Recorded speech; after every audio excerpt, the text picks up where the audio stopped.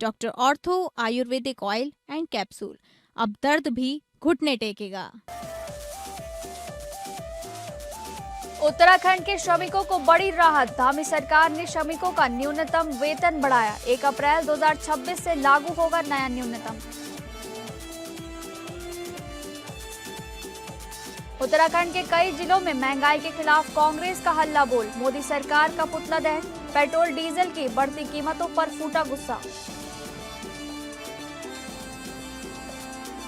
चंपावत में मानेश्वर महादेव मंदिर का बदलेगा स्वरूप। 95 लाख की लागत से होगा भव्य सौंदर्यीकरण। श्रद्धालुओं और पर्यटकों में खुशी की लहर।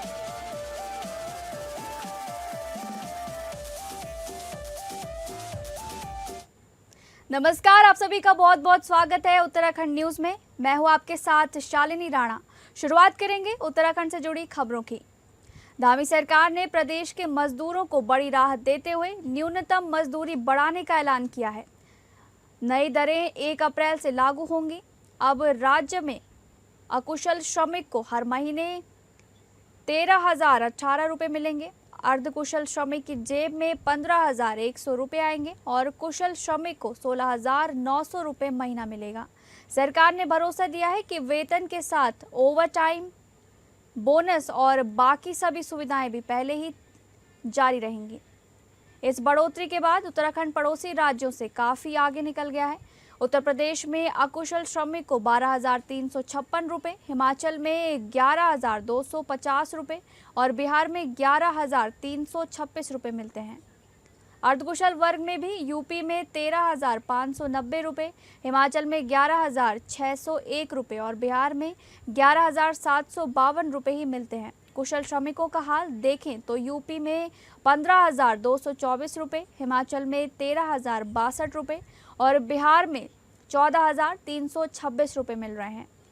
इन सब के मुकाबले उत्तराखंड का वेतन हर श्रेणी में ज़्यादा है। सरकार ने सभी उद्योगों और कारखानों को दो टूक कहा है कि तय न्यूनतम वेतन, ओवरटाइम और बोनस समय पर देना होगा। इसमें किसी भी तरह की लापरवाही बर्दाश्त नहीं की जाएगी। श्रम आयोग ने भी मजदूर भाई बहनों से अपील की है कि सोशल मीडिया पर फैल रही भ्रामक खबरों से सावधान रहें। हकीकत यही है कि उत्तराखंड सरकार श्रमिकों के हितों को लेकर गंभीर है और आज यहाँ का मजदूर पड़ोसी राज्यों के मुकाबले बेहतर वेतन पा रहा है।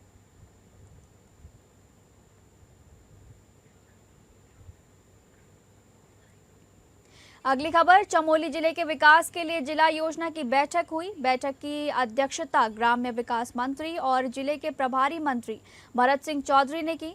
बैठक में साल 2026-27 के लिए कुल 74 करोड़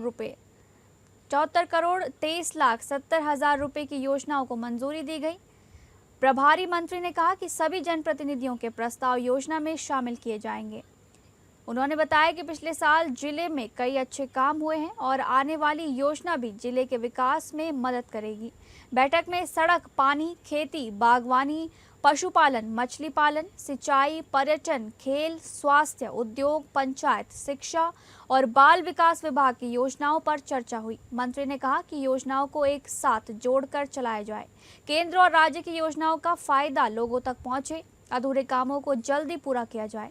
किसानों के लिए निर्देश दिए गए हैं कि कृषि विभाग किसानों को अच्छी क्वालिटी के औजार सस्ते दाम पर दें। फसलों को जंगली जानवरों से बचाने के लिए खेतों के चारों ओर तार की बाड़ लगाई जाए। उद्यान विभाग कीवी की खेती के बड़े समूह बनाए ताकि कीवी की बिक्री और पैकिंग की व्यवस्था भी मजबूत हो, किसानों को ज़्यादा फायदा मिल सके। मंत्री ने कहा कि पशुपालन पहाड़ों की अर्थव्यवस्था बदल सकता है, इसलिए अच्छी नस्ल के पशु पालने को बढ़ावा दिया जाए। इससे खेती भी जैविक होगी और लोगों को रोजगार मिलेगा। उन्होंने मछली पालन, डेयरी और सहकारिता पर भी जोर दिया। इस बार की जिला योजना में खेती, बागवानी, पशुपालन, डेयरी और मछली पालन जैसे कामों पर खास ध्यान दिया गया है। इससे गाँव में रोजगार बढ़ेगा और अर्थव्यवस्था मजबूत होगी।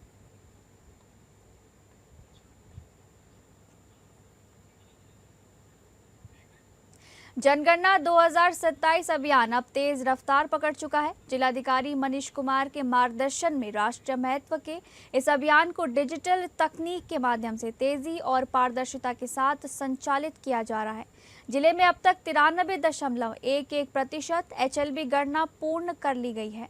जो प्रशासन की सक्रिय कार्यशैली को दर्शाता है। इस बार की जनगणना पूरी तरह डिजिटल स्वरूप में की जा रही है। प्रशिक्षित प्रगणक घर घर जाकर लोगों से जानकारी एकत्र कर रहे हैं, जिसे अत्याधुनिक HLB एप्लीकेशन के माध्यम से सीधे डिजिटल सर्वर पर अपलोड किया जा रहा है। इससे डेटा संकलन में पारदर्शिता, शुद्धता और रियल टाइम मॉनिटरिंग सुनिश्चित हो रही है। प्रशासन का लक्ष्य 24 मई 2026 तक गणना कार्य पूरा करने का है। इस अभियान के दौरान भवनों की स्थिति, निर्माण की प्रकृति, उपयोगिता और परिवारों को उपलब्ध मूलभूत सुविधाओं जैसे स्वच्छ पेयजल, बिजली, शौचालय और आवासीय स्थिति से जुड़ी विस्तृत जानकारी संकलित की जा रही है। ये डेटा भविष्य की विकास योजनाओं के लिए मजबूत आधार तैयार करेगा। ग्रामीण क्षेत्रों में 360 प्रगणक और 62 सुपरवाइजर, जबकि नगरीय क्षेत्रों में 89 प्रगणक और 19 सुपरवाइजर पूरी सक्रियता के साथ अभियान में जुटे हुए हैं। तहसील पार्टी, नगर पंचायत पार्टी और नगर पंचायत बनबसा ने 100% HLB गणना पूर्ण कर मिसाल पेश की है, जबकि अन्य क्षेत्रों में भी तेजी से कार्य जारी है।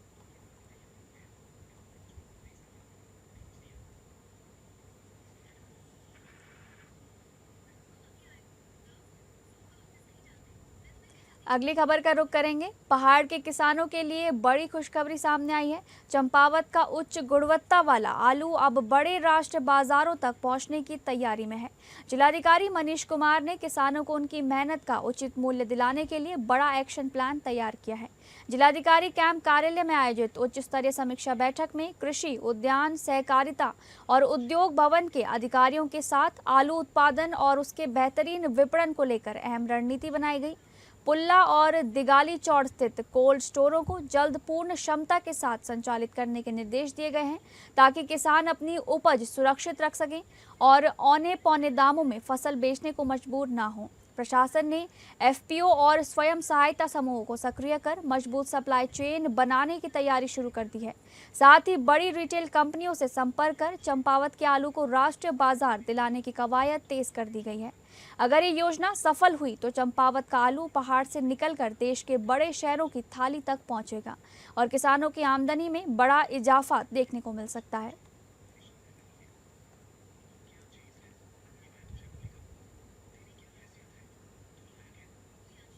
बढ़ती महंगाई और पेट्रोल डीजल की कीमतों में लगातार हो रही वृद्धि के विरोध में आज जिला कांग्रेस कमेटी चंपावत ने जोरदार प्रदर्शन करते हुए केंद्र सरकार और प्रधानमंत्री नरेंद्र मोदी का पुतला दहन किया।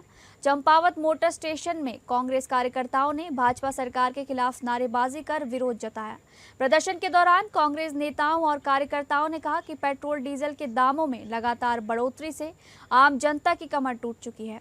कांग्रेस का आरोप है कि विधानसभा चुनाव समाप्त होते ही केंद्र सरकार ने ईंधन की कीमतें बढ़ाकर जनता पर महंगाई का अतिरिक्त बोझ डालने का काम किया है। प्रदर्शनकारियों ने केंद्र सरकार के खिलाफ जमकर नारेबाजी करते हुए कहा कि बढ़ती महंगाई से हर वर्ग प्रभावित है और सरकार को जनता की समस्याओं पर गंभीरता से ध्यान देना चाहिए।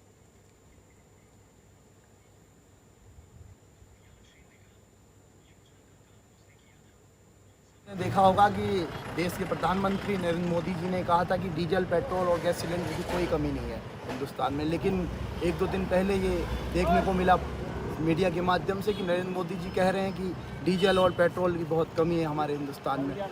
देखिए, नरेंद्र मोदी अपनी बातों पे अडिग नहीं है और वो देश की जनता से कह रहे हैं कि डीजल, पेट्रोल के कम से कम यूज करो, जो कि ये देश का फेलियर है। नरेंद्र मोदी जी को 11-12 साल इस देश में हो गए हैं और उनके पास 6 महीने तक का डीजल, पेट्रोल की व्यवस्था और गैस सिलेंडरों की व्यवस्था नहीं है, जो देश की अर्थव्यवस्था को सीधे से दिखाता है। और मैं कहना चाहता हूँ नरेंद्र मोदी जी से, हमारे नेता प्रतिपक्ष राहुल गांधी जी ने कुछ ही महीनों पहले कहा था कि जैसे ही ये 5 राज्यों के चुनाव निपटेंगे और डीजल और पेट्रोल के दाम बढ़ेंगे, ठीक उसी प्रकार देखने को मिला। अगली खबर मसूरी से है, जहां पर मसूरी के शहीद भगत सिंह चौक पर कांग्रेस पार्टी ने बढ़ती महंगाई के खिलाफ जोरदार प्रदर्शन किया। कार्यकर्ताओं ने केंद्र सरकार के खिलाफ नारेबाजी की और सरकार का पुतला जलाया। दर्जनों कांग्रेस कार्यकर्ता पेट्रोल, डीजल और गैस की बढ़ती कीमतों से नाराज दिखे। शहर कांग्रेस अध्यक्ष अमित गुप्ता ने कहा कि आज हर आम आदमी महंगाई से परेशान है। खासकर मध्यम वर्ग के परिवारों के लिए घर चलाना मुश्किल हो गया है। गरीब और कमजोर लोगों पर महंगाई की सबसे ज्यादा मार पड़ रही है। उन्होंने कहा कि 2014 से पहले दाम बढ़ने पर भाजपा कार्यकर्ता सड़कों पर उतर जाते थे, लेकिन अब आज जब पूरे देश में महंगाई है तो भाजपा का कोई नेता कुछ बोलने को तैयार नहीं है। अमित गुप्ता ने दावा किया है कि 2027 के चुनाव में उत्तराखंड की जनता भाजपा को इसका जवाब देगी और प्रदेश में कांग्रेस की सरकार बनेगी। पूर्व विधायक जोत सिंह गुनसोला ने कहा कि महंगाई से जनता बेबस हो चुकी है। करोड़ों युवा बेरोजगार हैं, करीब 6 लाख उद्योग बंद हो चुके हैं और 6000 से ज्यादा निवेशक भारत छोड़कर दूसरे देशों में पैसा लगा रहे हैं। सरकार आज भी बड़े उद्योगपतियों के हाथों में खेल रही है। उन्होंने कहा कि गरीब जनता से सोना ना खरीदने को कहा जाता है, जबकि इस कारोबार से 50 लाख से ज्यादा लोगों का रोजगार जुड़ा है। अब वे भी बेरोजगार होने वाले हैं। जनता ने मन बना लिया है कि 2027 में भाजपा को हटाकर उत्तराखंड में कांग्रेस की सरकार बनाएंगे। पूरे देश में भी लोग कांग्रेस की सरकार के लिए एकजुट हो रहे हैं।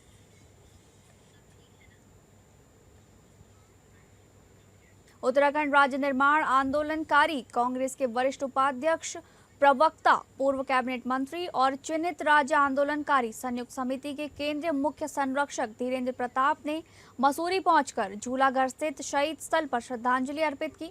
उन्होंने राज्य निर्माण के लिए प्राण न्यौछावर करने वाले आंदोलनकारियों की प्रतिमाओं पर माल्यार्पण कर उन्हें नमन किया।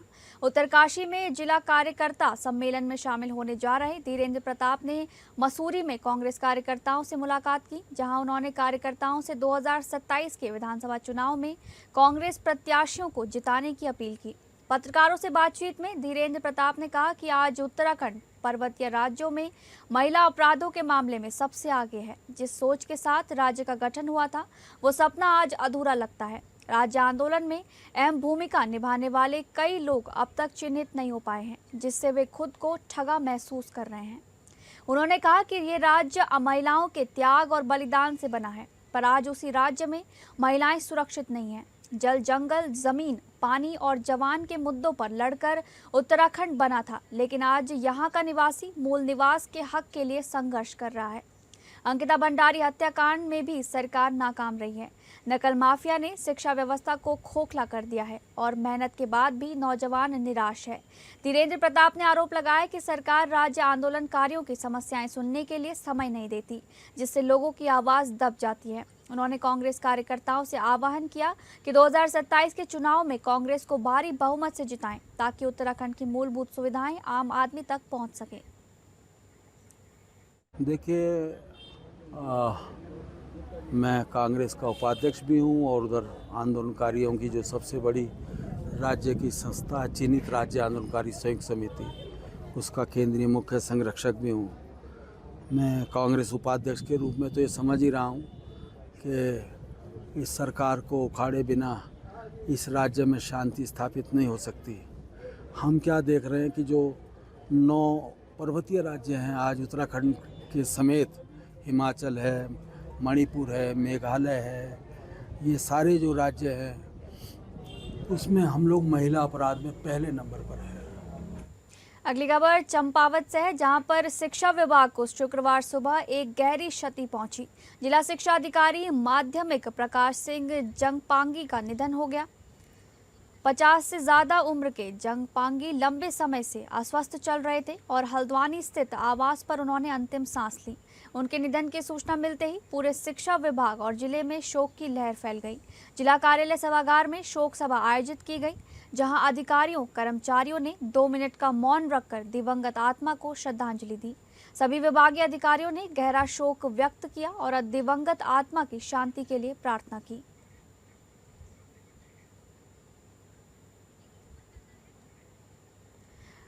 $95 लाख की लागत से मानेश्वर महादेव का भव्य कायाकल्प होने जा रहा है। चंपावत जिले के प्रसिद्ध आस्था केंद्र मानेश्वर महादेव मंदिर अब नए रूप में नजर आएंगे।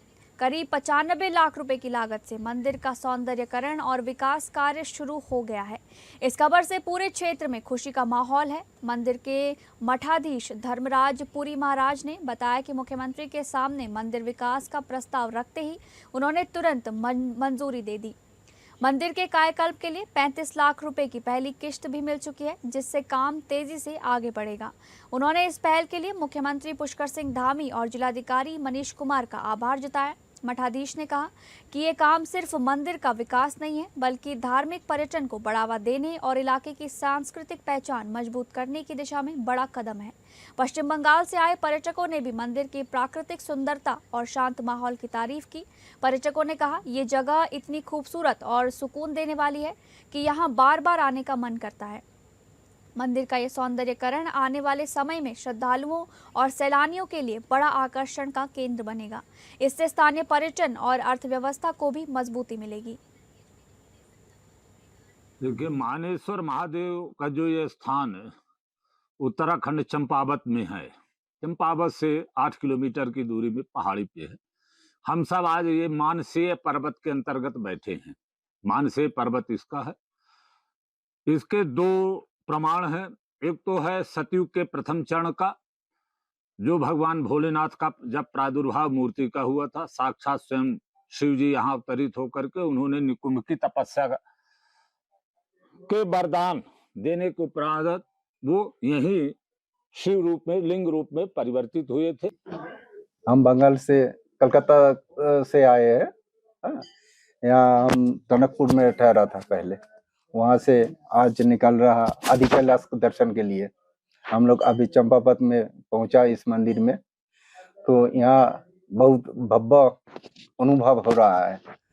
अगली खबर चमोली से है, जहां पर पंच केदार में चौथे केदार भगवान रुद्रनाथ की उत्सव डोली विधि विधान से पूजा के बाद अपने शीतकालीन गद्दी स्थल गोपीनाथ मंदिर से रुद्रनाथ धाम के लिए रवाना हुई। इस मौके पर बड़ी संख्या में श्रद्धालु मौजूद रहे। जिले में प्रभारी मंत्री भरत सिंह चौधरी मुख्यमंत्री के प्रतिनिधि के रूप में गोपीनाथ मंदिर पहुंचे। उन्होंने भगवान रुद्रनाथ की जल विग्रह डोली की पूजा की और आशीर्वाद लिया। रुद्रनाथ मंदिर गर्मियों में 6 महीने यानी कि मई से अक्टूबर तक भक्तों के लिए खुला रहता है। सर्दियों में 6 महीने भगवान रुद्रनाथ की पूजा गोपीनाथ मंदिर में ही होती है। आज पूजा के बाद श्रद्धालुओं ने जयकारों के साथ डोली को रुद्रनाथ धाम के लिए विदा किया। डोली रात पुंगू गांव में रुकेगी। 18 मई को दोपहर 12:30 पर रुद्रनाथ मंदिर के कपाट आम भक्तों के लिए खोल दिए जाएंगे।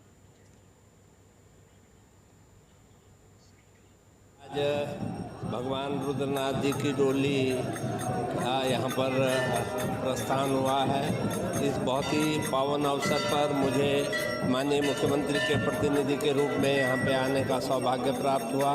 मैं देख रहा हूँ कि आस्था और श्रद्धा का जो समुद्र है वो चारों तरफ बहुत बड़ी संख्या में लोग यहाँ पर आज अभी जैसे आप सब लोगों को विदित होगा, जेठ संक्रांति के दिन भगवान रुद्रनाथ जी की विग्रह मूर्ति वो अपने गर्भगृह से बाहर आकर यहाँ प्रांगण में रखी गई थी। 15 और 16 तारीख को यहाँ पे सबके लिए दर्शनार्थ। फिलहाल उत्तराखंड न्यूज में बस इतना ही। नमस्कार।